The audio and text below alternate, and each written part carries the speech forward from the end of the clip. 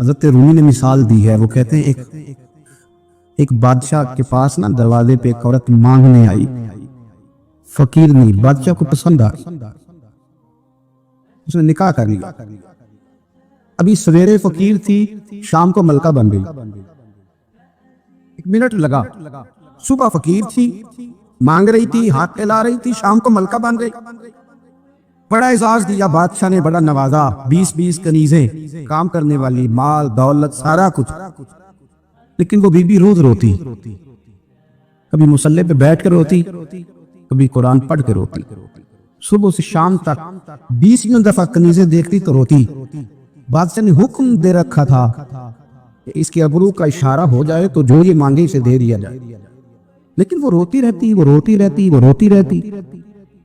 ایک دن جو کنیزوں میں سے ذرا سیانی تھی وہ آ گئی، کہنے لگی بی بی بات سن، ہمیں نہیں سمجھ آتی کہ ہم غریب لوگ ہیں، مجبور ہیں، تنگ دست ہیں، بے اختیار ہیں، تو مالدار بھی ہے اور با اختیار بھی ہے اور موج میں ہے، تو روتی کیوں ہے؟ تو وہ کہنے لگی تمہیں پتہ نہیں میں کیوں روتی ہوں، میں جب پلٹ کے اپنا ماضی دیکھتی ہوں نا تو میں سوچتی ہوں کہ میں اس قابل نہیں تھی، اس نے نظر کرم کر دی ہے، تو اب سارا دن روتی رہتی ہوں کہ کہیں میرے سر کا سائیں راز نہ ہو جائے، میں اس قابل نہیں تھی، میں اس قابل نہیں تھی، پتہ کہ سارا ہے نا سردار لوکی تھی، یہ دا پردہ جب پایا ہی تیرا پلا اسی قابل نہیں تھی۔ اور پھر ان کنیزوں کو کہنے لگی سنگ سہیلیو آؤ بیٹھو، میرے لیے دعا کرو کہ وہ جو میرے پاس شفقت کرتا ہے وہ ہمیشہ مجھ سے راضی رہے، وہ کہیں ناراض نہ ہو جائے، وہ کہیں کسی جگہ پریشان نہ، کہیں کوئی ایسا معاملہ نہ بن جائے۔ اس یارو وہ جو ضرب والے لوگ تھے ان کا تو یہ اسٹیٹس تھا کہ وہ روتے تھے، اور یہاں 2 نیکیاں کر کے زمانے کو بتانا،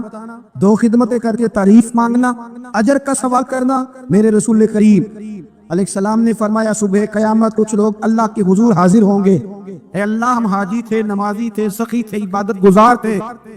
تو اللہ فرمایا کہ کیا لینے آئے ہو؟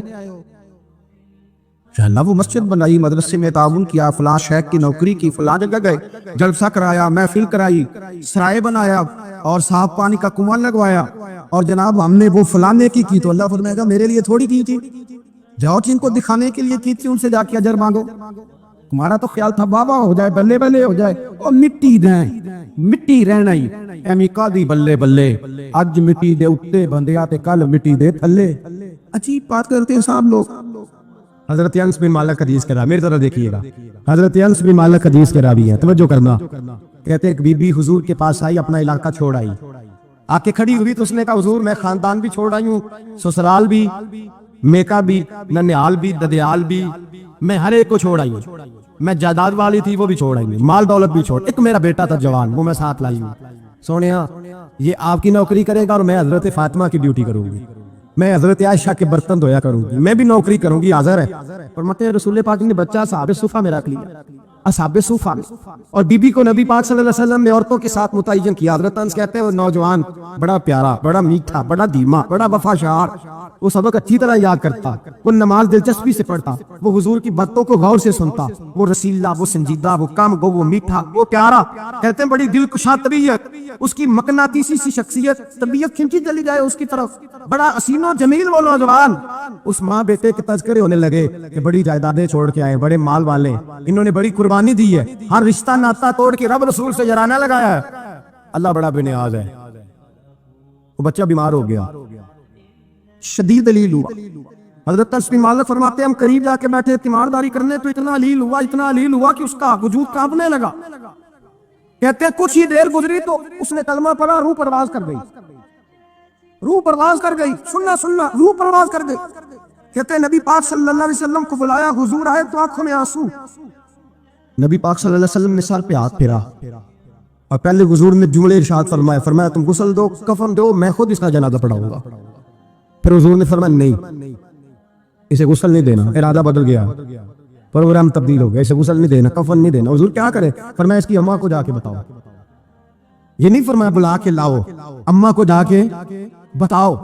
حضرت انس کہتے ہیں میں نے کوئی نرالا سے رنگ دیکھا، کوئی منفرد سا انداز دیکھا، ہمیں بھیج دیا اماں کو بلاؤ، اور خود نبی پاک اس کمرے سے نکل گئے اور حضور کے آنسو بھی یکدم خشک ہو گئے، مزاج بدل گیا، پریشانی بدل، اماں کو بلاؤ اس کی، یعنی ارادہ محبوب کیا ہے، ارادہ خدا کیا ہے، کہ تو اس کی اماں کو جا کے خبر دی۔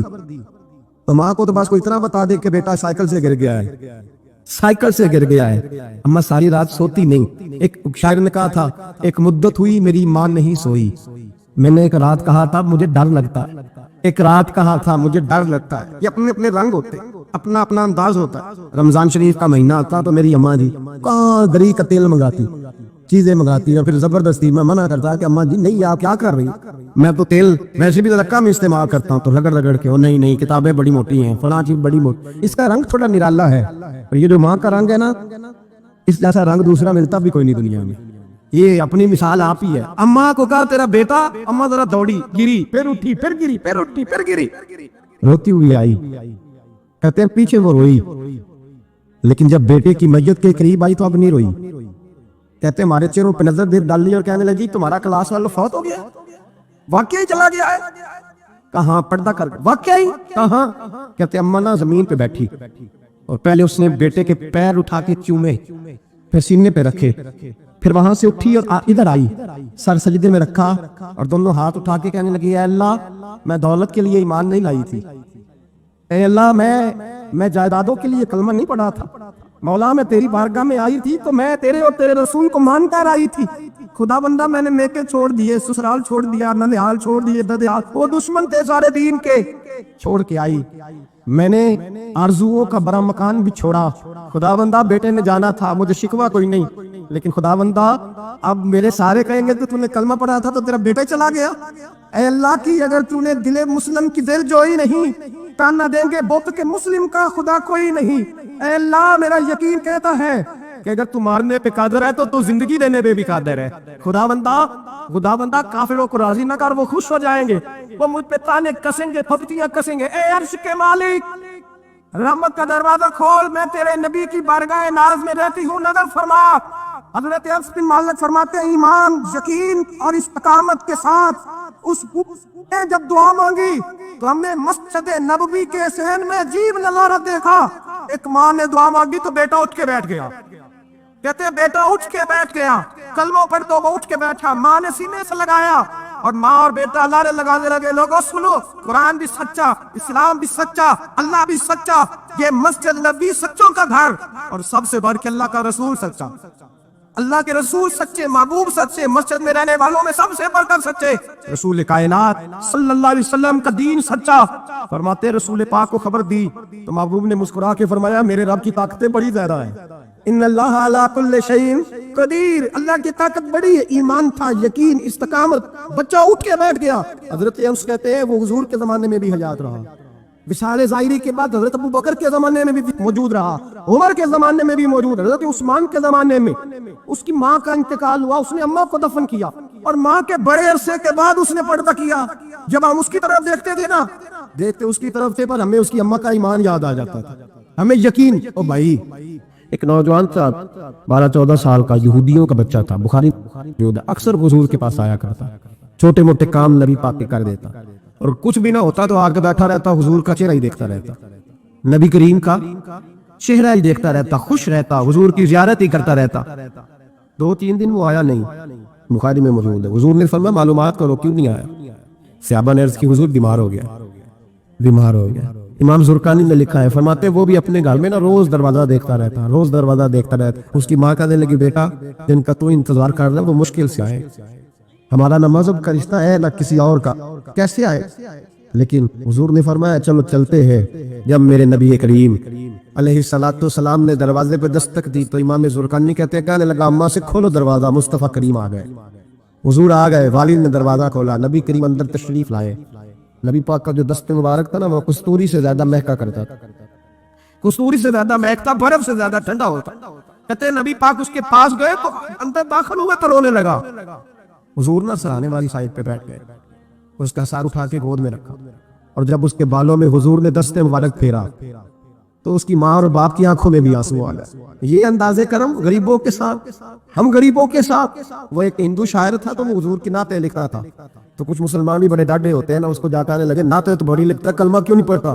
کلمہ بھی پڑھنا۔ تو اس نے کہا چل اس پہ بھی شعر سن لے، اس پہ بھی تو شعر ہی سن لے، کو میں تیرا پابند تو نہیں۔ کہنے لگا ہو جائے عشق کسی سے کوئی چارہ تو نہیں، صرف مسلم کا محمد پہ اجارہ تو نہیں۔ صرف مسلم کا محمد پہ اجارا تو نہیں، اتنا ڈر نہ ہو یار میرے ساتھ یہ رویہ نہ کر، ہو گیا پیار یہ ہو جایا کرتا ہے، اب تو اس طرح تو نہ کر میرے ساتھ۔ حضور نے جب پھیرا نا بالوں میں ہاتھ، ماں باپ رونے لگے، اس نے بھی آنکھیں کھولی، میرے رسول پاک سید عالم صلی اللہ تعالی علیہ وآلہ وسلم نے نا اس بچے کا چہرہ دیکھا، حضور سمجھ گئے وقت تھوڑا رہ گیا، تب حضور نے اس کے ساتھ وہی کیا جس سے اس کی آخرت سنور جائے، وہ کیا جو درد تھا میرے نبی پاک، جو شوق رکھتے تھے حضور سب کے لیے، جو سب کے لیے شوق رکھتے تھے۔ میرے محبوب فرمانے لگے بیٹے کلمہ پڑھ لے، کلمہ، حضور کا شوق یہی ہے، یہی شوق ہے، لوگ دیندار بن جائیں، کاروبار چمک جائیں، جی مرشد کے پاس گیا تو ریل پیل ہو گئی، یہ شوق ہی نہیں نبی پاک کا۔ حضور کا تو شوق ہے کہ سجدے کا ذوق ہو جائے، عبادت کا شوق بن جائے۔ نبی کریم علیہ السلام نے فرمایا بیٹے کلمہ پڑھو، اس بچے نے اپنے ماں باپ کی طرف دیکھا، باپ رو پڑا، کہنے لگا بیٹا آج ثابت ہوا ہے کہ میں نہیں تجھ سے اتنا پیار کرتا جتنا مصطفیٰ کرتے ہیں، تو میری طرف نہ دیکھ، تو پڑھ لے کلمہ، کلمہ پڑھ۔ اس بچے نے کلمہ ابھی پورا پڑھا ہی تھا کہ اس کی روح پرواز کر گئی، مسلمان ہوتے ہی اللہ کی بارگاہ میں حاضر ہو گیا۔ نبی کریم صلی اللہ تعالی وسلم نکلے، آنکھوں میں آنسو تھے، لبوں سے مسکرا رہے تھے، اور حضور فرمانے لگے اللہ کا شکر ہے اس نے میری وجہ سے اسے جہنم سے آزاد کر دیا، کہ دوزخ سے بچ گیا، یہ شکر ہے۔ شکر اس بات کا کرو کہ کوئی ہماری وجہ سے دوزخ سے بچ، باقی تو سارے کام چلتے ہیں، دنیا داری تو ہوتی ہے، کوئی بندہ جہنم والی سڑک پہ نا۔ ایک بات اور سنیں اور اس کو نا اپنے دل میں جگہ دے، نبی پاک علیہ السلام کی جو خواہش تھی نا ہمیشہ سے، وہ یہ تھی کہ لوگ سنوریں، لوگ دین پر عمل کریں۔ ایک گروہ تھا صحابہ کو، ان کو فرمایا کہ فلاں جگہ جہاد کے لیے جانا ہے تو جمعہ وہاں جا کے پڑھنا۔ یہ لوگ جو مفت کے لاڈلے نہیں بن جاتے، فری کے، نہیں جی نہیں میرا عشق نہیں اجازت دے رہا، تو تیرا کس طرح کا عشق ہے، تو بات مان، یہ نہ ماننا عشق ہے، جی میں لاڈلا ہوتا ہوں، یہ کس طرح کا لاڈلا؟ لاڈلا تو وہ ہوتا ہے جو تابع دار ہوتا ہے، جو ابرو کا اشارہ سمجھتا۔ نبی کریم نے فرمایا صحابہ سے، فرمایا جمعہ وہاں جا کے پڑھنا۔ بہت سارے لوگ چلے گئے، کچھ چند لوگ رہ گئے۔ جمعے کی نماز کے بعد حضور نے پوچھا گئے نہیں، عرض کی حضور دل میں خواہش آئی تھی کہ اتنا بڑا جمعہ کیسے ملے گا برکت والا، تو یہاں جمعہ پڑھ کے ہی چلتے ہیں تاکہ ہمیں اتنے ہمارے نصیب کھول جائے کہ حضور کے پیچھے جمعے کی توفیق ہو جائے۔ حضور پیار بڑا تھا، آپ کی اقتداء میں جمعہ پڑھنا تھا۔ پتہ ہے لفظ کیا ہے حدیث کے؟ حضور فرمانے لگے اگر تم میری بات مان کے وہاں جا کے جمعہ پڑھتے ہو تو مجھے زیادہ خوشی ہوتی۔ نبی پاک صلی اللہ تعالی علیہ وسلم کی یہ خواہش رہی، حضور کا یہ ذوق رہا، اس ذوق کے لیے نبی پاک علیہ السلام عکاظ کی منڈیوں میں بھی گئے، اس ذوق کے لیے نبی پاک علیہ السلام میلوں میں بھی گئے، لوگوں کو کھڑا کر کر کے روک کے کہا دین قبول کر لو۔ آپ غور کریں، حضور مدینہ طیبہ تشریف لائے، اب پیار کرنے والا ہر آدمی ہی قابل اکرام ہوتا ہے، محبتوں کا خراج ہمیشہ انسان کو قرضدار رکھتا ہے۔ میرے جیسے چھوٹے آدمی سے جب لوگ پیار کرتے ہیں تو اپنی گردن جھکی ہوئی نظر آتی ہے کہ بوجھ زیادہ ہے، اس قابل نہیں ہے جتنی محبتوں کا سامنا ہے۔ تو اب سب محبت کرنے والوں کی دل جوئی کرنا، ان کے معیار پر پورا اترنا، ان کے معاملات کو دیکھنا، یہ آسان کام نہیں ہوتا۔ کسی درویش نے کہا تھا میں دوست تھوڑے بناتا ہوں، اس لیے کہ دوست زیادہ ہو تو حقوق بھی زیادہ ہوتے ہیں، تمہیں اتنی وسعت نہیں رکھتا کہ میں سب کی حق ادا کر سکوں۔ نبی پاک علیہ السلام مدینہ طیبہ تشریف لائے تو ہر آدمی کی خواہش ہے حضور میرے گھر آئے، حضور میرے گھر آئے، اور جو بھی وہاں عرض گزار ہے اور پیغام دے رہا ہے، سب کے سینے بھی کھلے ہوئے ہیں، دل بھی کھلے ہوئے ہیں، آنکھیں پلکیں فرش راہ کیے ہوئے، ہر آدمی منتظر ہے کہ محبوب میرے گھر میں ہے، بڑا امتحان ہے، کس طرح کر کے سب کی چاہتوں کا جواب دیا جائے۔ تو یہ ذرا دیکھیے اس امی لاقبی محبوب کی حکمت اور دانائی۔ محبوب فرمانے لگے بھی میری جو اونٹنی ہے نا یہ معمور من اللہ ہے، میں گویا خود نہیں فیصلہ کرتا میں نے کہاں جانا ہے، جہاں اونٹنی بیٹھ جائے گی میں مہمان بن جاؤں گا۔ انداز دیکھیے، نبی پاک علیہ الصلوۃ والسلام نے نا اونٹنی کی لگامیں اس کی گردن پر ڈال دی، اب وہ اونٹنی چلتی جا رہی ہے، تھوڑی آگے جا کے ایک جگہ پر بیٹھ گئی، لیکن اس کے بیٹھتے ہی حضور اترے نہیں، محبوب بیٹھے رہے۔ ابھی سرکار کی اونٹنی پوری طرح بیٹھی نہیں تھی، پھر اٹھ کے کھڑی ہو گئی، اور تھوڑا سا آگے چلنے کے بعد حضرت ابو ایوب انصاری کے دروازے کے سامنے بیٹھ گئی، اور وہ اس طرح بیٹھی کہ اس طرح جم کے بیٹھی کہ اس نے اپنی گردن بھی بچھا دی۔ جب اطمینان سے اونٹنی بیٹھ گئی، نبی کریم اترے، جناب ابو ایوب انصاری رضی اللہ تعالیٰ عنہ کے گھر میں جلوہ فراز ہوئے۔ یہ وہ دانائی تھی میرے کریم محبوب کی، وہ حکمت تھی کہ کسی محبت کرنے والے کو اعتراض کیا ہونا تھا، سب کا قربان ہونے کو دل کرنا۔ ہمارے ہاں تو 4 بچے ہوتے ہیں اور ہم کسی ایسی دانائی کا مظاہرہ ہی نہیں کرتے کہ ان کے اندر برابری کر سکے. ہم اس سمجھ بوجھ کا لحاظ ہی نہیں کرتے.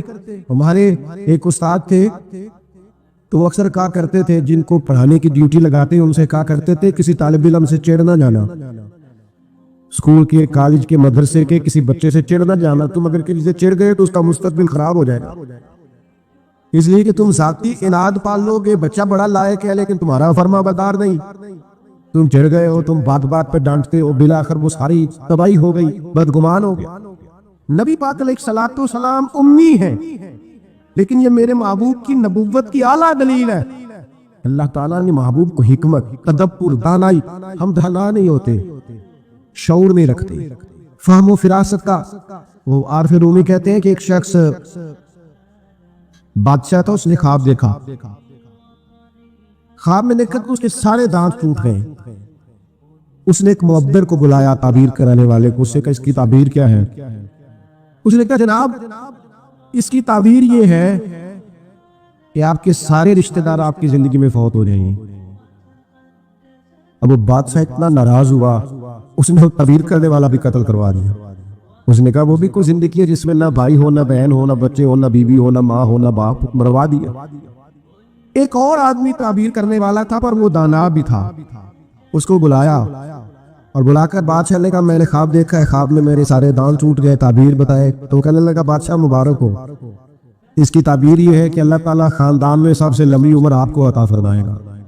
بادشاہ نے اسے انعام دیا، کہا تو جیتا رہے، کیا تو نے بات کی ہے، اب میری بات کو سمجھیے گا. تعبیر اس نے بھی وہی بتائی ہے جو پہلے والے نے بتائی، لیکن پہلے والے نے کہا تیرے سارے رشتہ دار تیری زندگی میں فوت ہو جائیں گے، اس نے اسے بھی مروا دیا. بات اس نے بھی وہی کی ہے لیکن بات گرچہ بے سلیقہ ہو کلیم، پر بات کرنے کو سلیقہ چاہیے. آپ بے سلیقہ بات بھی کریں پر سلیقے سے تو کریں. کوئی لہجہ ہی نہیں، حکمت ہی نہیں، کوئی دانائی نہیں. دوسرے نے کہا اللہ تعالیٰ آپ کو سب سے لمبی عمر عطا کرے گا. تو بات پھر بھی وہی ہے کہ باقی سارے چلے جائیں گے اور آپ موجود ہوں گے، لیکن اس میں دانائی ہے نا، حکمت ہے نا. فتح مکہ کا موقع تھا، عجیب حالات درپیش ہوئے. اسلام کا جھنڈا حضرت سعد بن عبادہ رضی اللہ تعالیٰ عنہ کے پاس تھا، بڑے عظیم صحابی. بدر کے موقع پر جس آدمی نے اپنے جذبات سے ماحول گرما دیا وہ حضرت سعد بن عبادہ. اگلی صفوں میں مجاہدوں کے رہنے والے، مال خرچ کرنے والے، نڈالا آدمی، لیکن جھنڈا ان کے ہاتھ میں تھا. حالات کچھ اس طرح کے پیدا ہوئے کہ بعض لوگوں نے مطالبہ کیا ان سے جھنڈا لیا جائے اور کوئی معقول وجہ نہیں تھی، لیکن بعض اوقات حالات ایسے بن جاتے ہیں. اب حضور علیہ السلام کی بارگاہ سے مطالبہ ہو رہا ہے کہ آپ جناب سعد بن عبادہ سے جھنڈا لے لیں. یہ نوجوانوں سے بالخصوص عرض کروں گا کہ علم بھی تب بھی بندے کو فائدہ دیتا ہے جب اس کے ساتھ کچھ بندے کو شعور بھی ہو. ہنر بھی تب بھی فائدہ دیتا ہے جب اس کے ساتھ کچھ نہ کچھ دانائی بھی ہو. شاید سعدی فرمایا کرتے تھے ایک من علم ہونا تو سنبھالنے کے لیے 10 من عقل کی بھی ضرورت ہوتی، ورنہ ضائع ہو جاتا ہے سارا. دانائی، تدبر.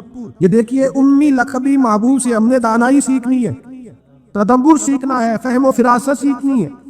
زندگی میں شعور کس کو کہتے ہیں یہ حضور ہمیں سکھائے کہ جناب حضرت سعد بن عبادہ کو اتارنا ہے. اب بڑے بڑے دانا صحابہ کہہ رہے تھے یا رسول اللہ کوئی ایسی بات نہیں ہے، حالات اس طرح کے ہیں، کیسے یہ فیصلہ کرے. حضور نے فرمایا کوئی مشکل نہیں، اتار دیتے، بدل دیتے، ان سے منصب لے لیتے. یا رسول اللہ یہ آسان نہیں ہے، کیسے؟ فرمایا ابھی دیکھنا تم، یہ اللہ تعالیٰ نے میرے محبوب کو حکمت کی خزانوں کی کنجیاں عطا فرمائی. نبی کریم علیہ السلام نے فرمایا سعد بن عبادہ جھنڈا دے دے آپ واپس. اب آپ لشکر کے علم بردار نہیں رہے. انہوں نے بوجھل ہاتھوں سے جھنڈا تھما ہوا تھا، پریشان تھے کہ کوئی ایسی بات نہیں. جب حضور نے کہا دیں، وہ غلام تھے، سانو قید سجن دا گہنا ہے، وہ جھنڈے رکھے ایسا اونج رہنا ہے. انہوں نے اسی وقت جھنڈا تھما دیا، خوش ہو کے تھما دیا. لیکن یہ میرے محبوب کی حکمت ہے. محبوب نے جناب سعد بن عبادہ سے جھنڈا لیا اور قریب ان کے جوان بیٹے کھڑے تھے، محبوب نے جھنڈا انہیں دے دیا.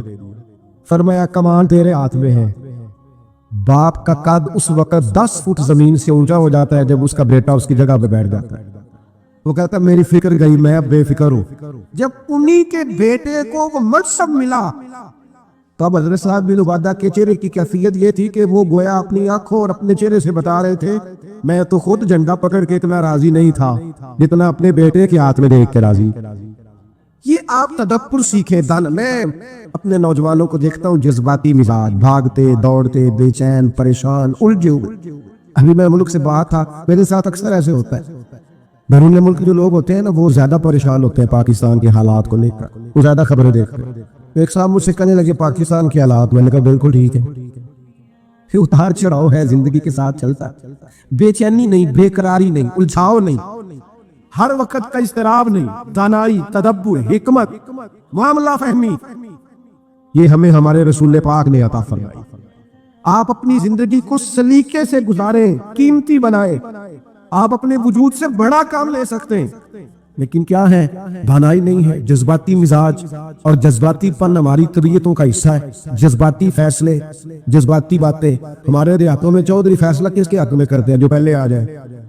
وہ سچائی یا جھوٹا ہے، آپ پہلے گیا ہے، بس انہیں مینوں پہلا آخیا تسی تے آئے نہیں، اسی بات میں فیصلہ دے دیا۔ دانائی، تدبر، یہ رسول اللہ صلی اللہ علیہ وسلم نے ہمیں سکھایا۔ امی لا کبھی ہے حضور۔ اور دوسری بات،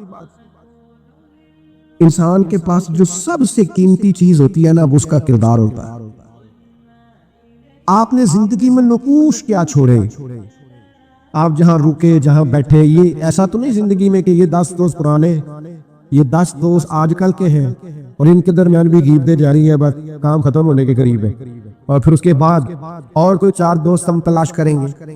اچھے نقوش نہیں چھوڑتے، کتنی خوشیوں سے رشتے طے پاتے ہیں، لیکن وہ تھوڑا وقت نہیں گزرتا تو ساری سوچے، سارے نظریات گدلے اور میلے کچیلے ہونے لگ جاتے، اس ساری محبتوں کو زنگ لگنے لگ جاتا ہے۔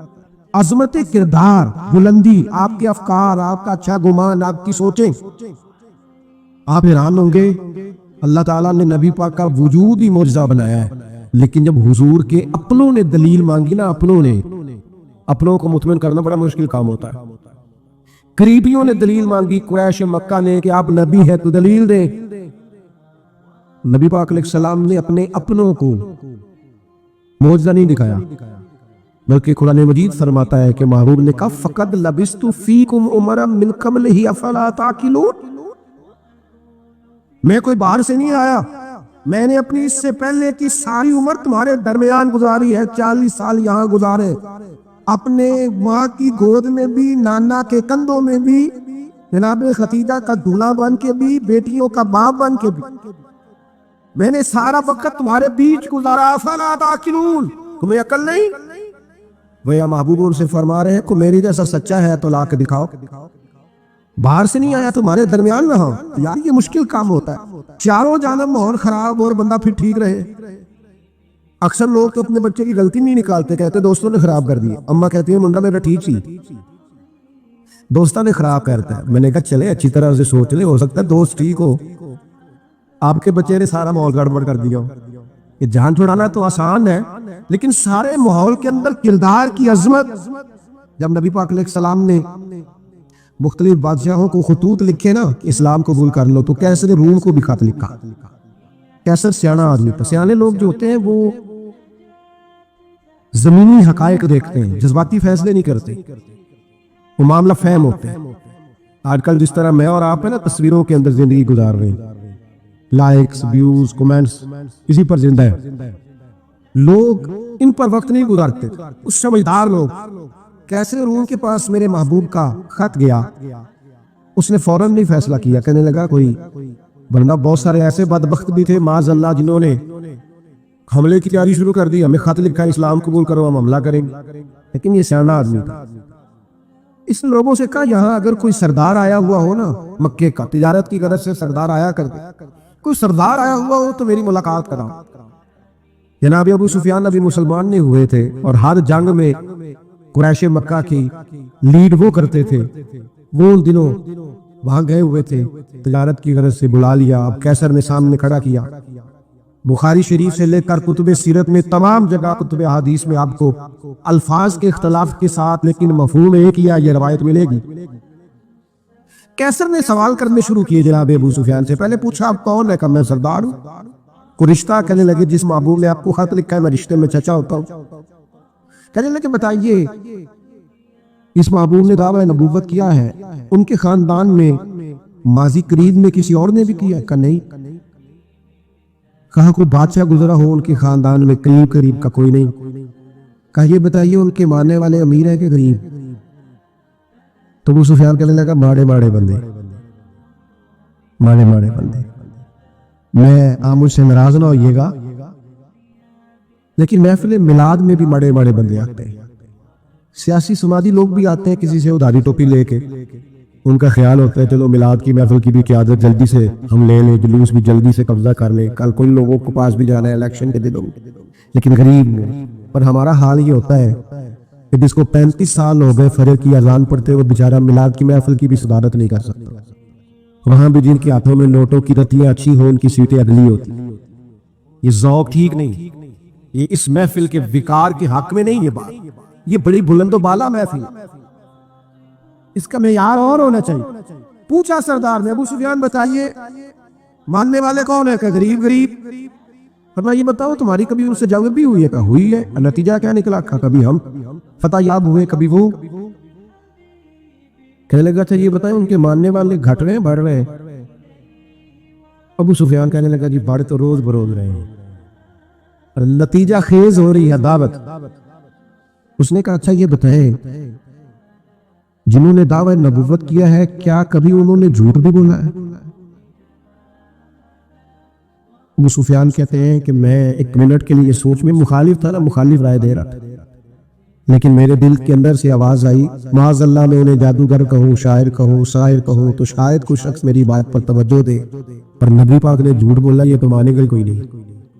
کہتے میں نے کہا بات بالکل سچی کرنی ہے، وہ میرے سامنے پیدا ہوئے، سامنے جوان ہوئے، سامنے ان کے بال سفید ہوئے، پر اس محبوب کی زبان سے جو بھی نکلتا ہے حق اور سچ نکلتا ہے۔ میں کیسے آپ کو یہ بات عرض کروں کہ بغیر وجہ کے لوگ جھوٹ بولتے ہیں، ان کا کوئی فائدہ نہیں، کوئی دنیاوی نفع بھی نہیں، جان بوجھ کے ڈینگے مارتے بڑھ کے کوئی لینا دینا ہی نہیں، بلا وجہ جھوٹ یہ انسان کے کردار کو داغدار کر دیتا ہے۔ دنیا کے کسی بڑے تاجر پر ہاتھ رکھیے، بڑے سے بڑے بزنس مین پر، اسے پوچھئے کہ تمہاری بزنس میں کامیابی کی وجہ کیا بنی؟ انویسٹمنٹ زیادہ کی تھی، پڑھے لکھے زیادہ تھے؟ آپ کو ہر بزنس مین کہے گا صرف اللہ نے میرا مارکیٹ میں اعتبار بنا دیا۔ جس کا اعتبار مارکیٹ میں اچھا ہوتا ہے لوگ کہتے ہیں بندہ ٹھیک ہے، سچ بولتا ہے، اس کا کاروبار چلتا ہے۔ کبھی جھوٹ اور بددیانتی اور فریب سے بھی قومیں آگے بڑھی۔ ابو سفیان کہتے ہیں مجھ سے پوچھا ایک سوال یہ بھی تھا ان سوالوں میں کہ خاندان کیسا ہے؟ تو میں نے کہا خاندان تو قریشی اور ہاشمی ہے، اعلیٰ خاندان معبود کا۔ تو کہتے ہیں میں نے کہا بادشاہ کو نتیجہ ہی دے، اتنے تو نے سوال کیے۔ تو کہنے لگا نتیجہ تو نکل آیا ہے۔ تو انہوں نے کہا ماننے والے غریب لوگ ہیں، تو نبیوں پر ہمیشہ پہلے غریب لوگ ہی مان لاتے ہیں۔ تم نے کہا ماننے والے بڑھ رہے ہیں، تو یہ ان کی صداقت کی دلیل ہے کہ ہر روز دعوت اور پیغام اور ماننے والے بڑھ رہے ہیں۔ تم نے کہا وہ اعلیٰ نسب ہے، تو نبی اللہ ہمیشہ اونچے خاندانوں میں بھیجا کرتا ہے۔ تم نے کہا انہوں نے کبھی جھوٹ نہیں بولا، تو سردار سچ بتانا جو بندہ بندوں سے جھوٹ نہیں بولتا وہ یہ جھوٹ کیوں بولے گا کہ میں اللہ کا رسول بن کے آیا؟ نتیجہ تو نکل آیا۔ اسیر دشمن کی چاہ میں بھی، مخالفوں کی نگاہ میں بھی وہ امی ہے، صادق ہے، معتبر ہے، میرا پیغمبر عظیم تر ہے۔ کردار کی جو عظمت ہے نا، کردار کی، یار آپ کی اور میری زندگی کچھ اصول تو ہونے چاہیے، کچھ قاعدے، کچھ ضابطے، جدھر کی ہوا ہوئی ادھر کے ہو گئے۔ آج کا یہ نیا والا فیشن ہے لہذا یہ اپنا لو۔ بھئی ہم کوئی ہوا کے دوش پہ ہیں، کوئی لوارس ہیں، اپنی کوئی تہذیب نہیں، تمدن نہیں، مزاج نہیں، طبیعت نہیں، یعنی جس طرح کا ماحول ہے اس طرح کے بن جاؤ۔ کردار میں کچھ قاعدے زندگی میں بنانے چاہیے، کچھ اصول وضع کرنے چاہیے، کچھ چیزیں طے کرنی چاہیے کہ مجھے ان حدود سے آگے نہیں بڑھنا۔ مومن کی اپنی ایک ذاتی شخصیت ہوتی، اس کا ایک اپنا رکھ رکھاؤ ہوتا، اس کی اپنی ایک وفاداری ہوتی۔ آپ جائیے اپنے بزرگوں سے ملیے دیہاتوں کے لوگ کیا کہتے ہیں؟ کہتے ہیں بس بھئی میں دوستوں کے ساتھ آتا جاتا تھا، گھومتا پھرتا تھا، اب یہ کام نہیں کرنا، میرے بیٹے کو میرا جوتا پورا آنے لگ گیا، آپ مجھے وفادار ہوگا۔ میں کیسے اپنی ملت کے نوجوانوں کو سمجھاؤں کہ تو گھٹنوں تک اگر اپنا لباس آدھا کر لے تو پتہ نہیں تیری کتنی کو گرمی کم ہو جاتی ہے اور کس قدر زیادہ آسودگی اور آسانی محسوس کرتے ہو. اور آپ کے گھر میں بہنیں ہیں, بیٹیاں ہیں, ماں ہیں. دیکھیے ایک اپنی وفاداری بھی ہونی چاہیے, اس کے کچھ قاعدے ضابطے, اٹھنا بیٹھنا اصول بھی ہونے چاہیے. نبی کریم صلی اللہ تعالی علیہ وسلم یہ عظمت کردار کا یہ عالم تھا کہ عرب شریف کے اندر کنواری عورتیں بڑی ہی شرم و حیا والی ہوتی. لوگ مثال دیتے کہ تو کنواری لڑکی کی طرح شرم و حیا والا. قربان جائے سیدہ طیبہ طاہرہ حضرت عائشہ صدیقہ رضی اللہ تعالیٰ عنہ فرماتی ہیں نبی پاک علیہ السلام عرب کی کنواری لڑکیوں سے بھی زیادہ حیا والے. حضور حیا والے, متانت, سنجیدگی, کبھی شور و غل نہ کرتے, کبھی بازار میں نظریں اٹھا کے نہ چلتے, کبھی محبوب کی زبان سے معاذ اللہ کسی نے کوئی کمزور جملہ نہیں سنا. یہ کیا بات ہوئی, مجھے کسی نے غصہ دلایا تھا میں نے گالیاں دے دی. تو آپ کے اصول کدھر گئے, قاعدے کدھر گئے, ضابطہ کدھر گیا؟ یہ کیسے ہو گیا کہ آپ بااصول آدمی تھے پھر بھی آپ کی زبان سے بازاری جملے نکل آئے؟ یہ ہو نہیں سکتا نا اگر آپ نے کوئی اصول زندگی میں بنا رکھے. تو عظمت کردار یہ رسول اللہ صلی اللہ تعالی علیہ وسلم کی زندگی کا ایک بنیادی عنصر ہے, بنیادی. اور پھر حضور سید عالم صلی اللہ تعالی علیہ وسلم کو اللہ تبارک و تعالی نے ایک شان اور بڑی امتیازی عطا فرمائی, بڑی انوکھی. یہ تھی کہ اللہ تعالیٰ نے محبوب کو فصاحت و بلاغت عطا فرمائی. یعنی بات کہنے کا جو سلیقہ, جو انداز حضور جانتے ہیں نا, یہ کسی اور کو نصیب. ہمارے ہاں نا بہت زیادہ باتیں کرنے کا رواج ہے, اس کا نتیجہ یہ نکلتا ہے کہ انسان کے جملے بے وقت ہو جاتے ہیں. لوگ کہتے ہیں یار عادت ہے اس کی. اور کچھ لوگ ایسے ہوتے ہیں کہ جن کے پاس آپ بیٹھے نا تو کبھی کبھی تیل کی ضرورت پڑ جاتی ہے کہ تھوڑا تھوڑا یہاں لگا لے بندہ. کتنی باتیں سناتے ہیں, اتنی باتیں. اور آج کل تو ایک اور رواج بھی ہو گیا, کہتے قطع کلامی معاف اور ساتھ ہی بات شروع. تو میں تینوں سے کہتا ہوں پہلے پوچھ تو لیں ہم نے معاف کیا بھی ہے کہ نہیں. آپ تو گن پوائنٹ پہ معافی لے رہے ہیں, آپ نے حکم دائر کیا ہے قطع کلامی معاف اور آپ شروع ہو گئے. گفتگو میں, لہجے میں, دعوت دینے میں, پیغام دینے میں میں آپ کی خدمت میں عرض کروں گا روز بچوں کو بھی نہیں ڈانٹنا چاہیے, روز نہیں نصیحت کرنی چاہیے ورنہ نصیحت بے وقت ہو جاتی. روز ہی انسان کو اس طرح کا ماحول نہیں بنانا چاہیے, وہ اس کی طبیعت ٹھہراؤ والی, یعنی سکوت جو ہوتا ہے نا, چپ خاموش آدمی وہ لگتا ہے کہ کوئی طوفان لیے بیٹھا ہے, لگتا ہے کہ یہ اس وقت کسی خاص گہرائی اور گہرائی میں اتر کر کوئی اچھی منصوبہ بندی کر رہا. نبی پاک علیہ السلام کو اللہ نے بڑی فصاحت و بلاغت عطا فرمائی, لیکن اس کے ساتھ ساتھ اللہ تعالیٰ نے علم کے خزانوں کی کنجیاں دی. سرکار جب بات کرتے نا تو صحابہ فرماتے ہیں ہر جملہ دوسرے جملے سے جدا ہوتا. اس طرح حضور بولتے کہ اگر کوئی لفظ گننا چاہتا تھا تو گن بھی سکتا. یعنی بات وہ ہمارے ہاں اکثر نا محافل میں ایسا ہوتا ہے کہ وہ بعض اوقات بڑی سادی سی بات بھی اتنے جوش کے ساتھ کی جاتی ہے کہ میری طرح کا طالب علم سوچنے لگ جاتا ہے کہ یہ بات تو آرام سے بھی کی جا سکتی, اس میں اتنا پریشان ہونے کی ضرورت. اس سادی سی بات تھی, آپ بڑے خوبصورت لہجے میں بھی کہہ سکتے تھے. اللہ تعالیٰ نے محبوب کو فصاحت دی, بلاغت دی, معاملہ فہمی دی. اور حضور علیہ السلام بڑے ٹھہرے ٹھہرے انداز میں بات کرتے, لیکن جب بات کرتے تو حضور نہ بات کا رخ بدل دیتے.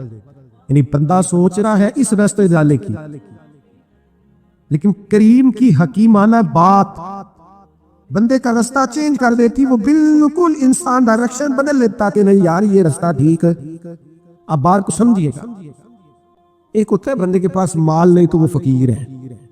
کچھ لوگ ایسے ہوتے ہیں کہ وہ امیری میں فقیری کرتے ہیں, مالدار ہوتے ہیں, پڑھا اللہ نے دیا ہوتا ہے, لیکن ان کے مزاج سے دولت نہیں چھلکتی, عہدہ نہیں چھلکتا. وہ درویشوں کے ساتھ بیٹھتے ہیں, سادہ طرز زندگی. یہ بھی نبی پاک علیہ السلام کا خاص ہے, حضور کی نبوت کی دلیل ہے کہ نبی پاک نے فقیرانہ زندگی کو اختیار کیا. آپ ذرا انداز دیکھیے, حضرت عمر رضی اللہ تعالیٰ عنہ کہتے ہیں میں ملنے کے لیے پہنچا تو موٹے بال کی چارپائی, حضور اس پر آرام فرمائے. فرماتے ہیں جب میں گیا تو سرکار اٹھ کے بیٹھے, اور جب حضور اٹھے نا تو آپ کی کمر مبارک سے نہ ذرا کپڑا ہٹا. جنہوں نے پرانی موٹے بان کی چارپائیاں دیکھی نا, منجدی منجی جنہوں کہی رس, تو وہ کبھی اٹھتے تھے نا سو کے تو کمر پر نشان چھوڑتی تھی. حضرت عمر رضی اللہ تعالیٰ عنہ اپنے مزاج کے لحاظ سے دلیر آدمی تھے، لیکن جناب فاروق اعظم رضی اللہ تعالیٰ عنہ نے محبوب کو اس حال میں اٹھتے دیکھا تو آنکھوں میں آنسو آ. اور حضرت عمر میں ایک فکر بیان کی، ایک ڈائریکشن بیان کی، اپنی سوچ عرض کی حضور کی بارگاہ میں. عرض کی یا رسول اللہ صلی اللہ تعالی علیہ وسلم، یہ کیسر و کسرا اللہ کے دین کے دشمن ہے اور اتنی آرام دہ زندگی گزارتے. بہت سارے لوگ سوال نہیں کرتے وہ فلاں ملک دیکھو غیر مسلم ہے، آسودہ حال کتنا ہے، لیکن یہ سوچ کا یہ زاویہ بھی دیکھیے. حضرت عمر نے عرض کی یا رسول اللہ صلی اللہ تعالی علیہ وسلم، وہ کیسر و کسرا اللہ کے دین کے دشمن اتنی آسودہ آسان زندگی گزارتے اور آپ محبوب ہو کے. اب یہ ایک زاویہ ہے سوچ کا، لیکن نبی پاک علیہ السلام نے اس زاویے کو نیا رستہ دیا. سوچ یہ ہے کہ آپ محبوب ہیں اور ظاہری طور پر یہ وقت مشکل ہے، دوسری جانب دشمن ہے، اور یہ گاؤں تک یہ لاؤ لشکر یہ آسان زندگی. حضور نے سوچ بدل دی. فرمایا عمر کیا تم یہ پسند نہیں کرتے کہ وہ دنیا میں تھوڑی سی آسانی لے اور آخرت میں رسوا ہو جائے؟ اور فرمایا کیا تم یہ پسند نہیں کرتے ہم دنیا میں تھوڑی سی مشقت اٹھائے اور آخرت کی ساری عزت اللہ ہمیں عطا فرما دے؟ یہ ایک ایسی سوچ تھی کہ جناب عمر کہتے ہیں میرا زاویہ نگاہ ہی بدل گیا کہ جنت میں جیئیں گے من چاہی زندگی، وہاں اللہ کے انعامات سے بھرپور لطف اندوز ہوں گے. السلام علیکم ناظرین، ویڈیو اینڈ تک دیکھنے کے لیے آپ کا شکریہ. اگر ویڈیو پسند آئی ہے تو لائک کریں، شیئر کریں. ایسی مزید ویڈیو دیکھنے کے لیے ہمارے چینل کو سبسکرائب کر لیں. شکریہ.